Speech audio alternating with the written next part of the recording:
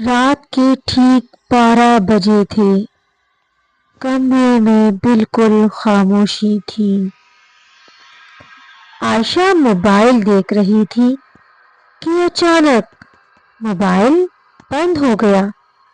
اسی لمحے میں آئینے سے ایک آواز آئی، تم اکیلی نہیں ہو۔ عائشہ نے پیچھے مڑ کر دیکھا، آئینے میں وہ خود تھی، لیکن مسکراہٹ خوفناک تھی۔ اچانک لائٹ بند ہو گئی اور آئینہ ٹوٹ گیا۔ جب لائٹ واپس آئی تو کمرہ خالی تھا۔